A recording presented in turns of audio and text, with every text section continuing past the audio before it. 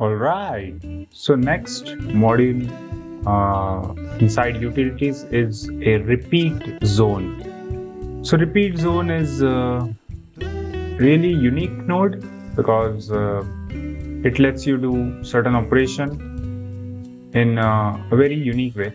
I will tell you. So if I switch this iteration, nothing happens, right? But let me actually add a transform geometry. Okay. And maybe let's just do, I don't know, maybe 2 meters. Yeah, 2 meters. Okay. But let's say if I wanted to move it on the 2 meters after how many iterations, let's just add maybe, I don't know, 5 iterations, right? And this is where this stuff get interesting, right? Because if I add a join geometry, and let me actually connect first here and then second here, you will see we get multiple copies of this, right? And I can rotate this on X, Y, right? And Z, X, Y, Z.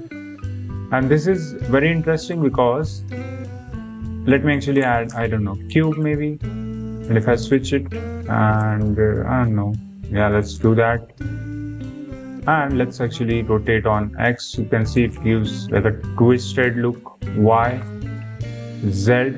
So you can create very unique motion graphics and you can animate this. So you can see it looks like a snake tail. Maybe you can animate something like that. So that is why this is very interesting, because whatever operation you do inside this zone, we can add a iteration to that operation, which means we can add multiple copies of that iteration, which is going to be very unique. But make sure that you have enough iterations which can be handled by your system, because it is something which actually affects your uses, your RAM uses, your GPU, right? So don't add too much or it will just crash your computer. Maybe 10 is good for my computer, so I'm just adding 10, but you can add more according to your system.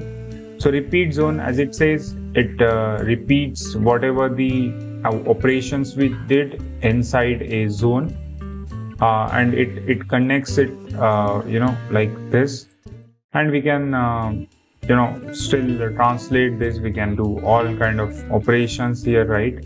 We can individually also rotate this. We can scale this, all that stuff, because I have transformed geometry. But the point I'm trying to make is it is very handy if you want to repeat certain operations inside your zone, and then we can increase the iterations to let it create very interesting results. And that's it. Thanks for watching. Like and share this video and subscribe to channel so you don't miss the next part.